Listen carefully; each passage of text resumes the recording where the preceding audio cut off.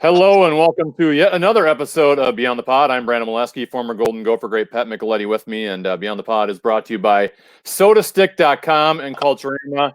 Pat, not a ton of hockey-related news going on right now, so we thought we'd do a little bit of reminiscing and chat with an old friend of ours here in Minnesota Wild territory, Mike Yeo, former head coach of the Minnesota Wild, now an assistant coach for the Philadelphia Flyers. Mike, really appreciate your time today, and what are you kind of doing with your time right now? Because we're in a weird spot where normally the season be going on. Obviously, it's off season, but we don't really have a schedule for the season. So, from a coaching standpoint, are you just doing absolutely nothing because you don't know what you're planning for? Or what's the hockey organization doing right now? Well, let's just say I'm really happy to talk to you guys today. You got nothing going on. Like during the first pause, worked on a couple of projects. There's not much to do. You're in the middle of your season. Basically your systems have all been set. Worked on a couple little projects, and right now, really nothing. To be honest with you, we don't have a start date. We don't know when we're going to get going. We've got a pretty good sense of the group that we're at least bringing to training camp. There's always a couple questions, but for the most part, your team is set.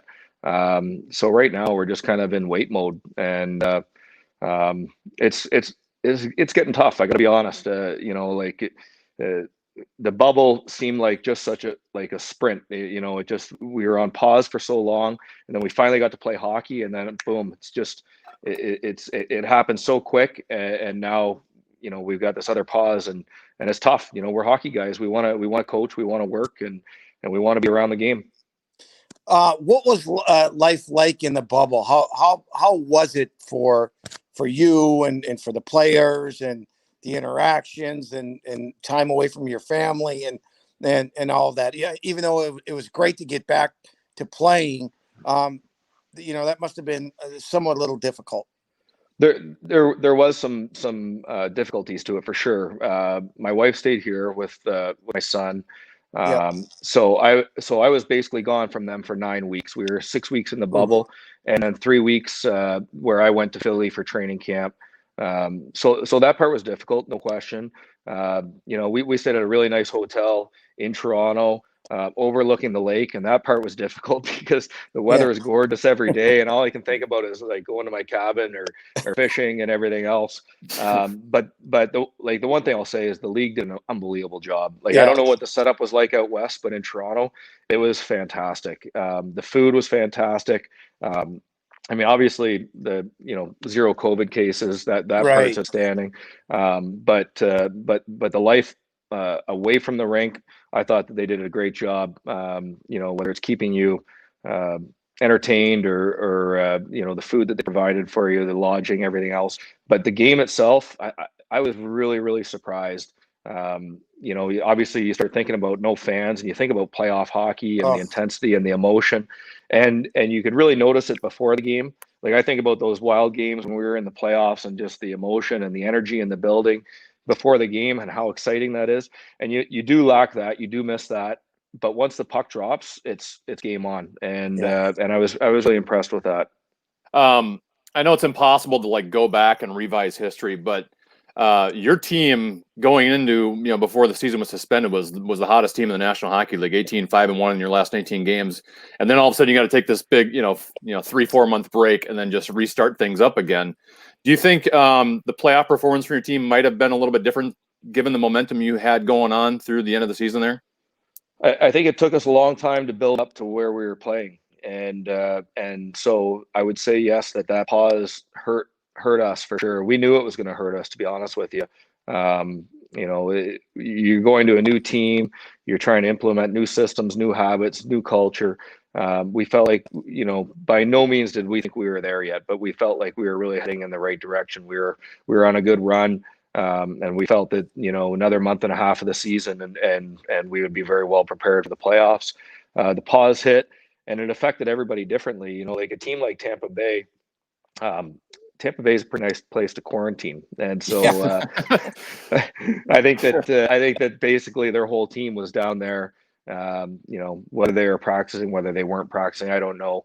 But I do think that gave them probably a bit of a leg up on them, and also the teams that have been together for a long time. teams that really had something to prove, like a team like Tampa Bay. Obviously, they have the ability, but they had the embarrassment of last year as well. Yeah. And so the extra motivation was definitely a factor when you're in the bubble. We had guys on our team who had given birth. Obviously their wives had given birth to a baby 2 days before they left for a bubble. So they've got newborn babies that they basically haven't even seen. And obviously, that's talking to your wife and the difficulties that they're having back home as well. So that motivation part was definitely a factor as well.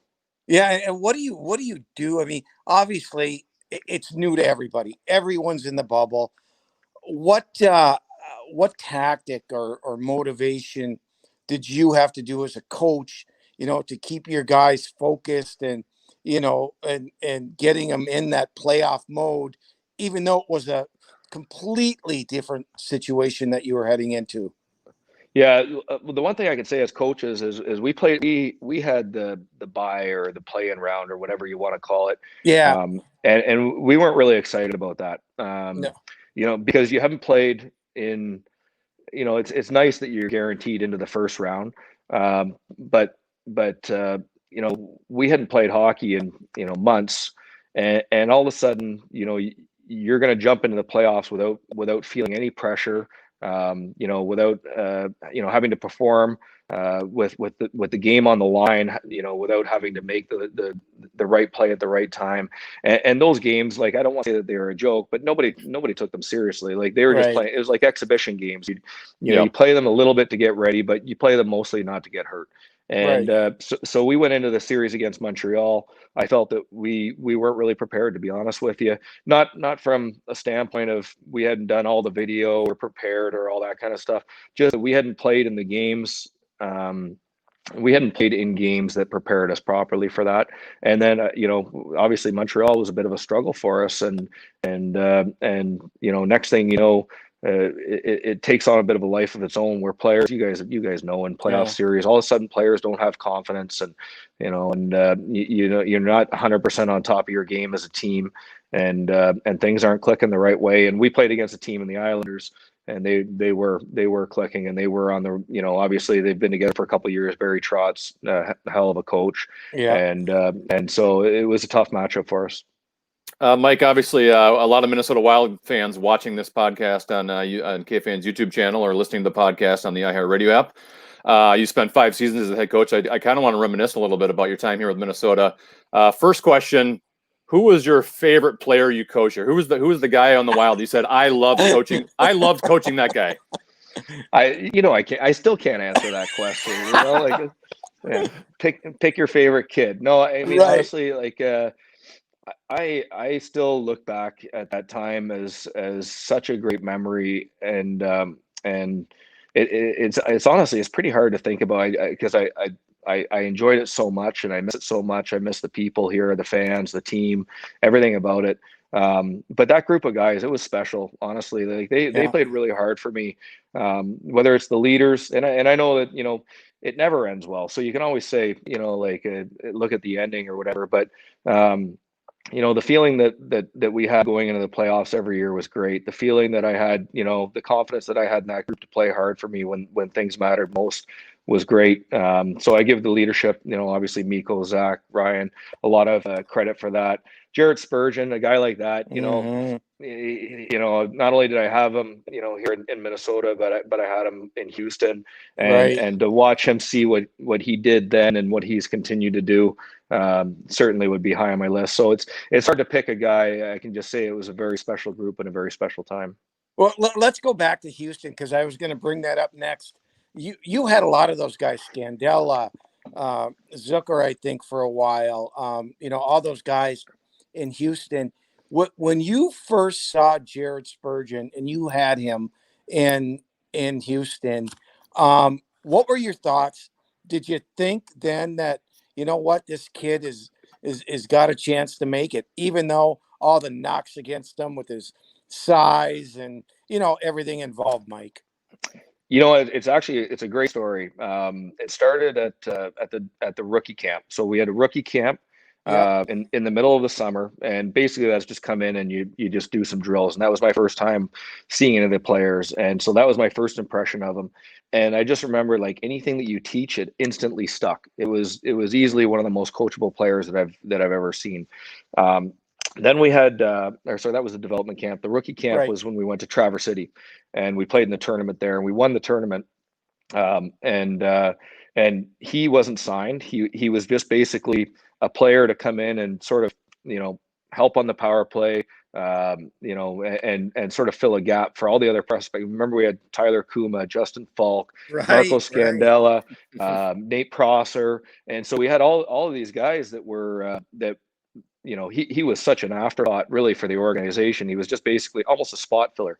But Daryl Sador and Brian Wiseman were my assistant coaches. I said, we have to get this guy on our team in Houston. We have to. And so anyways, he performed so well that he earned himself a position in training camp. He came to training camp, and next thing you know, he performed so well that he earned himself a two-way contract. But again, I don't think that there was any thought that he was going to jump ahead of any of those guys. But the first, I want to say it was probably maybe December, something like that, when he finally got called up. And he was our best player from the start of the season all the way until then. And night after night, he was just our best defenseman. And I remember there was an injury. I can't remember who it was. And Chuck called me and said, I need a defenseman, who's playing well for you, which is always great, that they ask the minor league coaches. And And I said, Jared Spurgeon. And he just kind of chuckled and asked, obviously, about all the other guys that were sort of top prospects. And then he eventually, I just said, they're doing fine, but Jared, you asked who our best player is, and it's Jared. And so to put it into context, basically, he said, do you think he can play in the NHL? At his size, obviously, do you think he can play in the NHL? I said, Chuck, I don't know. I said, but you're not going to know unless you give him a try. And so he went up and he played. I think his first game was in Calgary. It was either Calgary at Edmonton, but it was on that Western swing. And we were so excited for him. Because as coaches, we were on the road. We were watching him play. And about halfway through the game, we're like, this is awesome. And then we all of a sudden we thought about it and we're like, this sucks. We lost him for the rest of the year. We've just lost. He's never coming back. Yeah, exactly. So we wish it would have happened maybe a little bit slower, but no, honestly, we're really happy for him because such a great player, so deserving. He just needed that one opportunity, and he ran with it. I want to talk about the 2013-2014 season, because I think Pat and I have talked about the season before. It's for those who don't know, it's the year you guys beat Colorado in 7 games, and then you took Chicago to 6 games, and Patrick Kane scores the game winner off the stanchion and all that stuff. Yes. Pat and I have talked so much about how that team had a chance to make an extended run. You guys were playing very, very well in that series, and I even to a certain extent thought you guys were the better team in that series. When you kind of look back at all the teams you had in Minnesota, is that the team you thought, man, the way they were playing in the playoffs, that's the team that could have gone a ways? Yeah, I would say that was our best opportunity. I mean, we went 7 games against Colorado, but I would say that we absolutely dominated them. We should have won the first 2 games in there. We came back games 3 and 4 playing at home in front of our crowd. And I think the scoring chances, I can't remember if it was game 3 or game 4, there was something like 24-3. And I've never seen a game like that, especially in playoff hockey, even though they were close games. And then, I thought that the way that the guys were playing going into the Chicago series, the way that we played against Chicago, I really felt that we could have beaten anybody in the league. No question. I think that we had a mental hurdle a little bit against Chicago. Obviously, like my time here, we never lost in the playoffs to anybody that wasn't Chicago. It was 3 years in a row. Right. And even the next year against St. Louis, I think that if the game one, I look back at game 1 and we go into Chicago and we're down, I think it's 3-0. We climb back, it's 3-3, and then they score. And then it was almost like at that moment, our guys, I don't know if we truly believed that we could beat that team at that time. And they were a heck of a team, obviously 3 cups.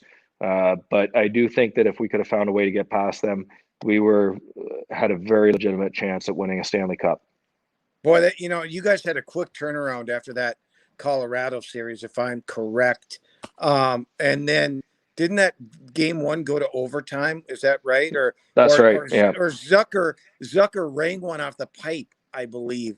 And, Yep. I mean, it just goes to show you, game of inches, right? But, It really is. you steal game one, boy, you got them reeling. Yeah, I totally agree. And it was a very quick turnaround. I mean, obviously you play 7 games. I forget what their series went, but I know that they were sitting there waiting for us and they were rested. Right. And I remember that we had, I think it was 1 day in between. Right. So Exactly. we went for game 7 to Colorado. We had to That bring our night. stuff to fly to Yeah. Chicago. So we went right from Colorado to Chicago. Not making any excuses, obviously. You got to find a way to overcome that stuff. But I look at how close we were with that group, and again, I thought we were playing so well. I thought we were the better team in puck possession, scoring chances. I just in quality of play, I thought that we were the better team, but they just finished a little bit better than we did.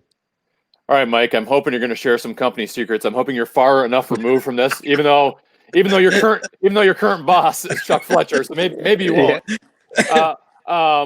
During your time in Minnesota, because fans have always wanted a number one center, superstar, scorer, and it's never happened in this organization's history. Hopefully, they got some young guys coming up here through the system that'll eventually happen. But during your time, did the Wild ever get close to acquiring a number one center or a superstar potential type guy, and it just didn't fall through? I don't think that there was ever a time where it was close. I know it was always on Chuck's mind, and we had so much respect for Mikko, and the debate of whether he's a number one centerman, and obviously he's at a different point in his career than he was at that time too. It was a difficult debate. Some people, if Jonathan Toews didn't have Patrick Kane on his team, would some people maybe argue that he's not a number one centerman? But I think that Mikko had the ability to play against every centerman in the league, and by definition, that could be a number one center, much like we have with Sean Couturier. Sean Couturier, right. Might not get 100 points for you, but when you add up what he's going to save you, in addition to what he's going to give you, then there's no question that he's a number one centerman. And I thought that Mikko had a lot of those qualities. It was the year after I left, and obviously we had a lot of those conversations. The year after I left, when you guys signed Stahl, I'm like, oh my God, you kidding me? Like, first of all, now I'm coaching against you, but now they've got sort of the two-headed snake, and I thought that was a great signing for the team because I thought that they complemented each other well. Obviously, Stahl I think put 40 goals up that year, if I'm not mistaken, and then Mikko with his defensive play. I know going head to head against those guys, it was very difficult. Do you think? Let's talk about Mikko a little bit, because obviously, you've coached him, had the good relationship, the whole thing.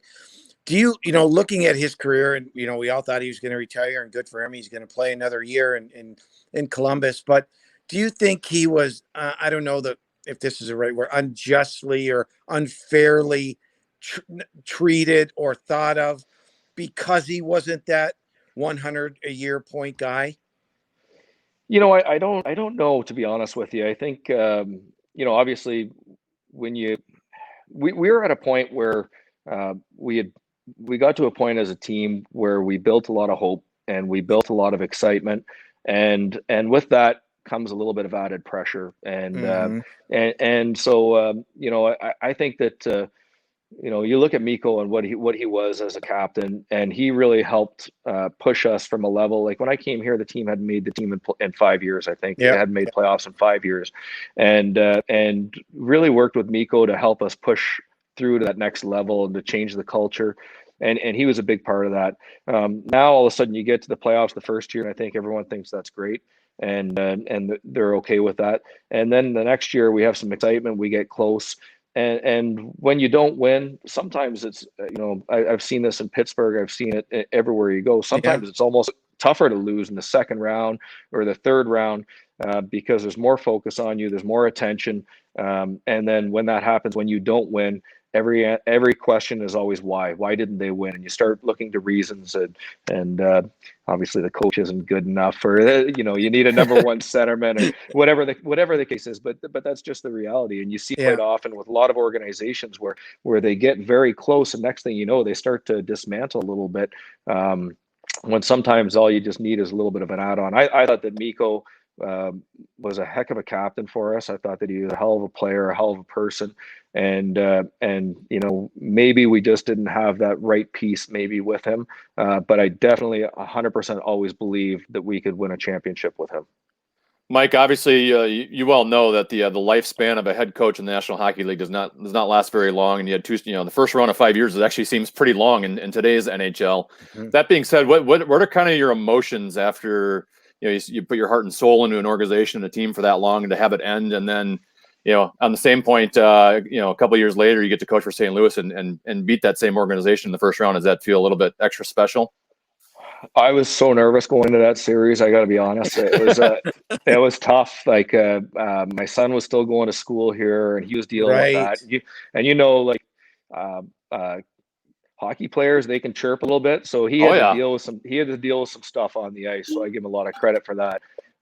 But it was emotional. I gotta say, it was very emotional. I've coached other places, and but leaving here has stung, not like any other time.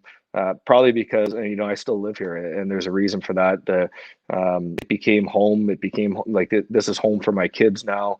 We'll always call Minnesota home. So the attachment to the community, the team, everything that I thought that we had going on, it was very difficult. But like you said, that's hockey, and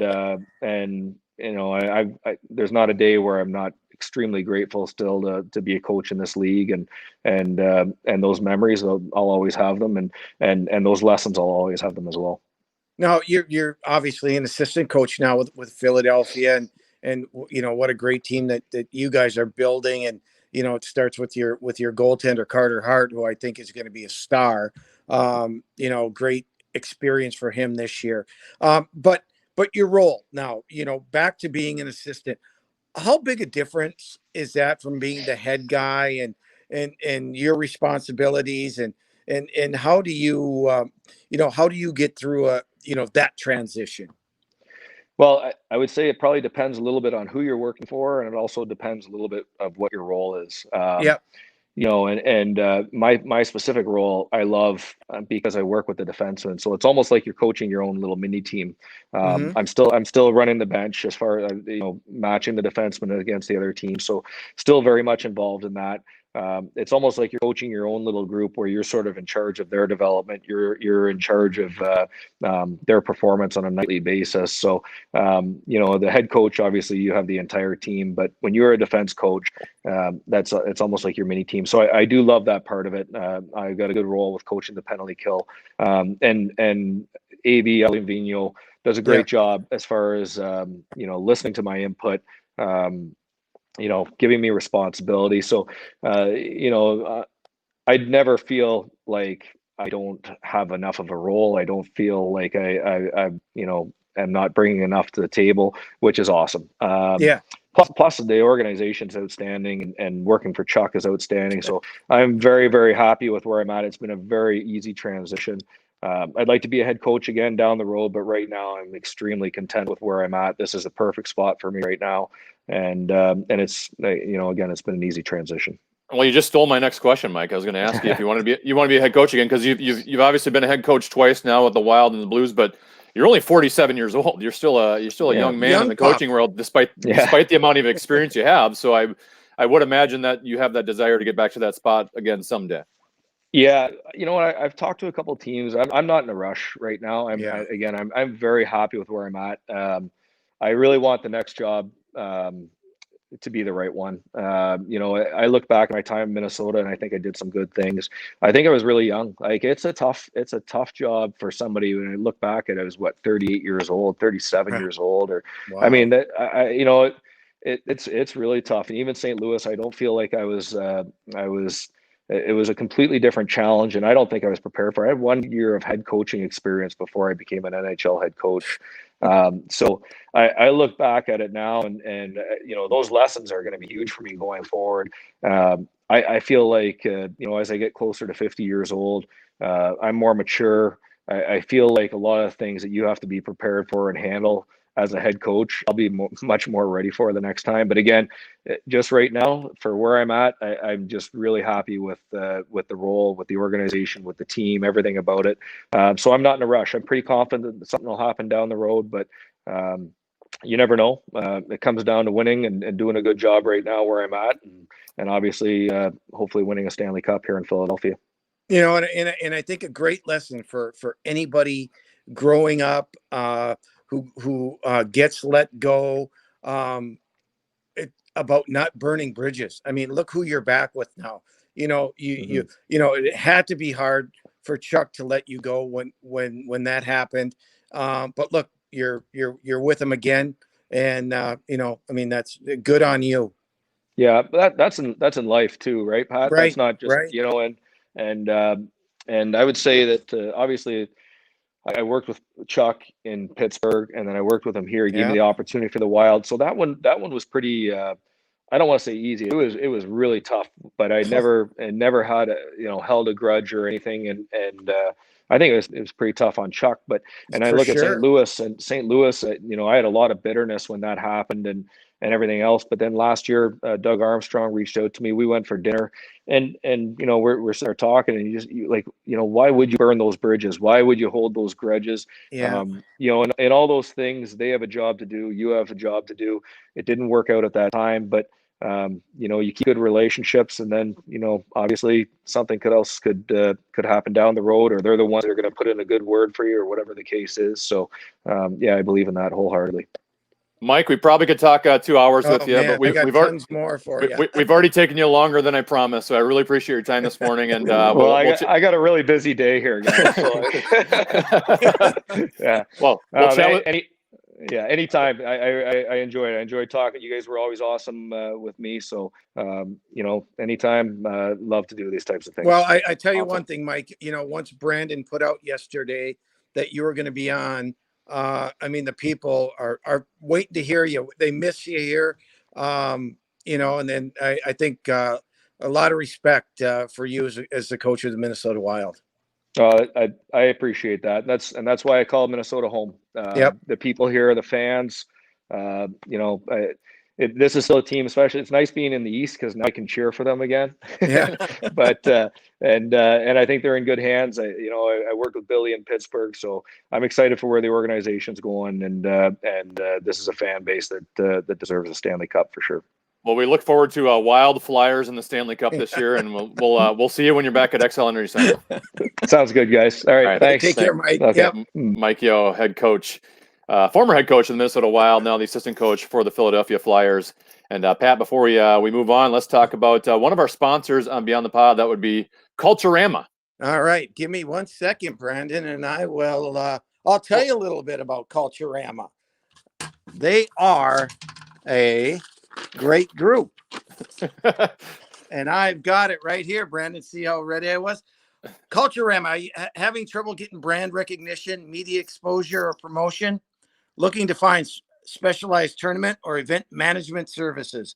At Culturama, they cultivate, collaborate, and connect you to new business strategies to maximize your organization's publicity through strategic brand development, multimedia creation, social media design, sponsorship promotion, targeted marketing plans, or event management services.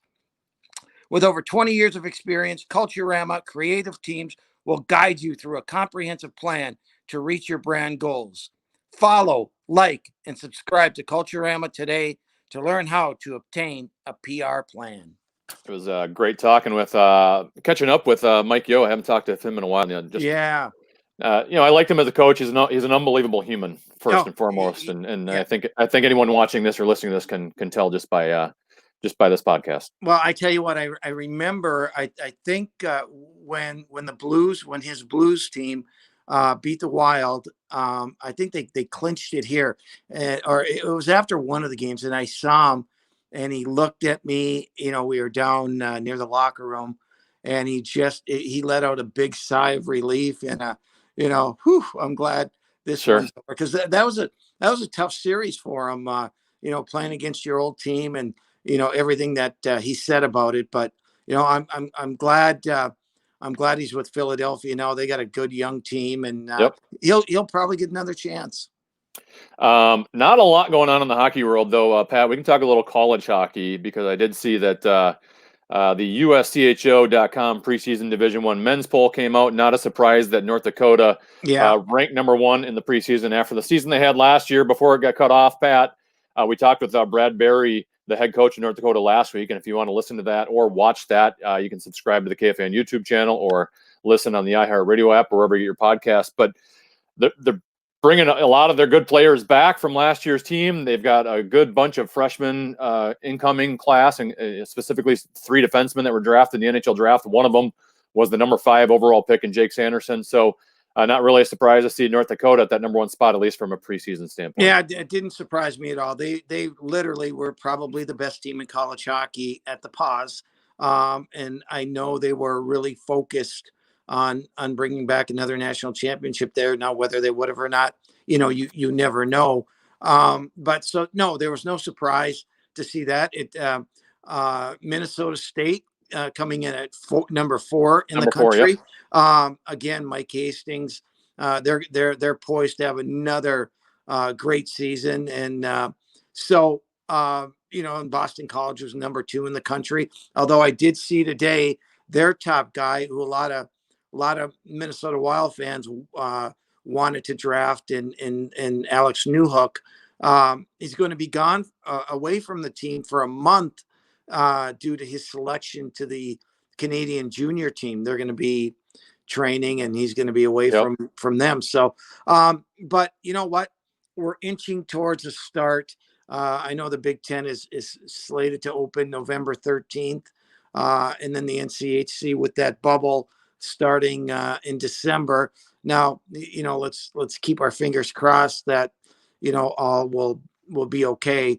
But yeah, at least they'll be starting up soon. You mentioned Minnesota State Mankato at number 4, Minnesota Duluth, which has just become a powerhouse here over the last 6, 7, 8 years. They're at number 3. Minnesota at number 14. What are your expectations for this team in year 3 for Bob Motzko? Well, it's year 3, and I was a little surprised at them being at 14. I thought they would be a top 5 team. Now, a lot of that may go in when you look on paper and you see what they have. It's a pretty good group.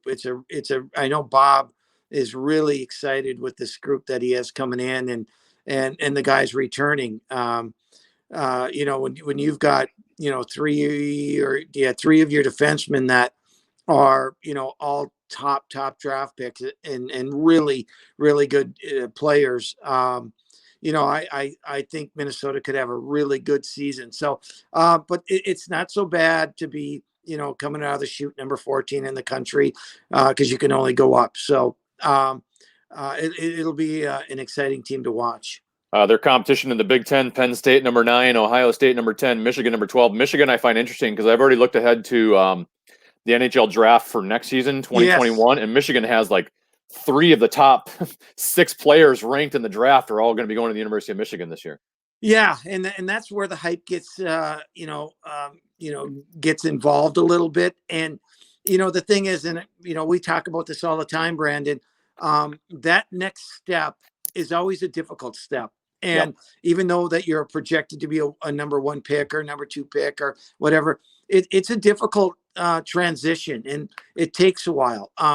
You look at Michigan on paper, they should be extremely good, but how are they going to adapt? How do they take losing? How do they take playing on the road? Well, it's a little different now with no fans, but so there's a lot of factors involved. So, you love college hockey every year because you got new kids coming in that are, highly rated, highly touted. And, and that's why you cheer for your teams and really look forward to it. Go to sodastick.com to get your original Minnesota sports inspired goods. They just launched their partnership with Michelob Golden Light for the Mick Golden Light Hunting Club merch line. The logo features a bottle of Michelob Golden Light with deer antlers. They've got it on blaze orange shirts, hoodies, hats, and more. Get geared up for the hunting opener. If you haven't seen it yet, you got to check it out. and we're going to hook you up with free shipping on your order. Just use the code KFAN for free shipping. That is sodastick.com, original Minnesota sports-inspired goods. Use the code KFAN for free shipping. A couple of Minnesota Wild notes, Pat, before we're done with this podcast.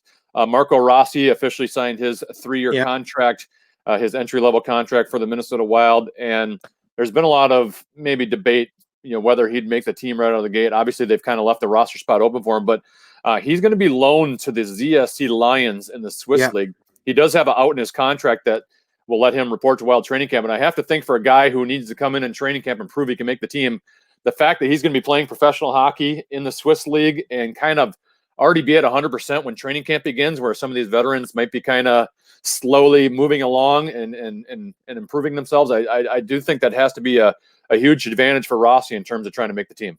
I think, I quite frankly, I think it's as good a league or better than the KHL. And, wow. The KHL gets a lot of hype and, because it's Russia and the Russian players and stuff. But I will tell you, the Swiss league is really good, and it's a mature league. And so he'll be going to play against some awfully good competition in that league. So I think it's really going to help him as he gets ready for the National Hockey League. The speed of the game over there is as good or not, better over there. Now the physical part of the game's a little bit different. Obviously a little bit more physical over here, and the rinks are a little bit smaller here. So he'd have to adjust to that, but I think it's going to be really, really good for his game.